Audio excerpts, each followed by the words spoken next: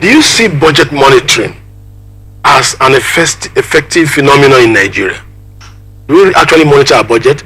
Because sometimes what the executives say they will do, they don't do.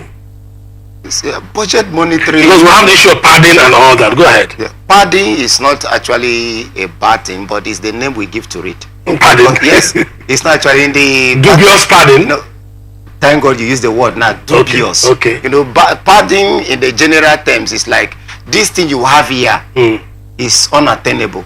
The money you put here is not the same thing that this thing will cost at the market. Okay. So what you have here is too much of it. So the National Assembly can adjust and say, no, this is what we found out from our market survey. Okay. So you remove that or you put the normal one that they find out at the market. Okay. That is actually one of the. But my problem is that many Nigerians are not actually interested in what government does.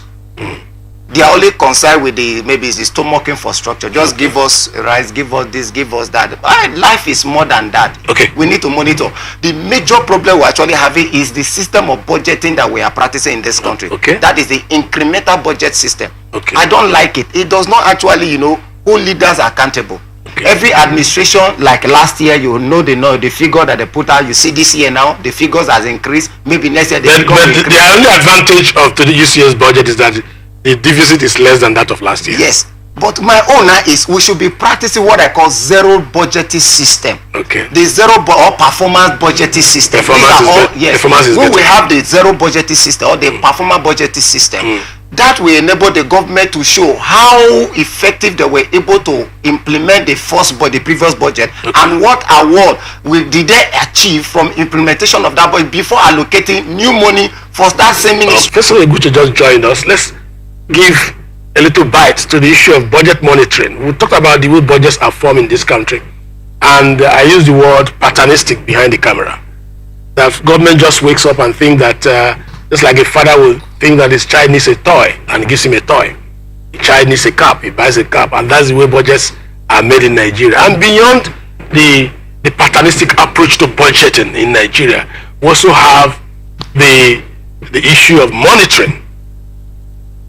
So, give your insight to that so that we'll go to the next story.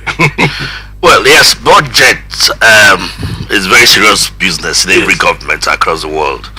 And it is not something that you just wake up in the morning and begin to put together in terms of the issues, in terms of the subject matter, in terms of what should be budgeted and for what and in what manner.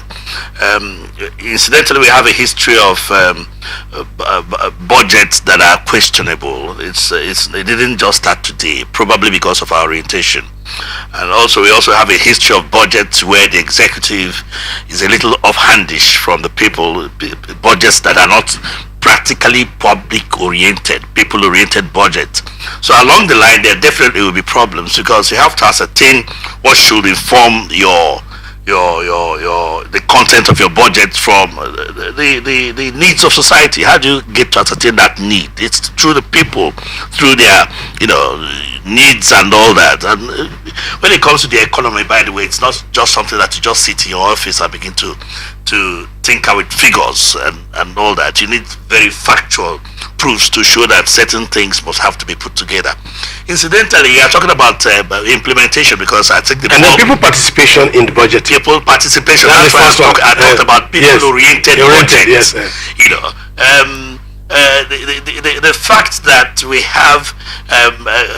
had governments that are so dislocated from the people, governments that you cannot find a proper anchor for a nexus to define that there's a connection between the people and you tend to find such situations. America had that problem at the later half of the 18th century, when which resulted to the economic crisis that took place at that time. There must be proper public participation, a budgetary system that's well oriented towards the needs of society, the dynamism of the society.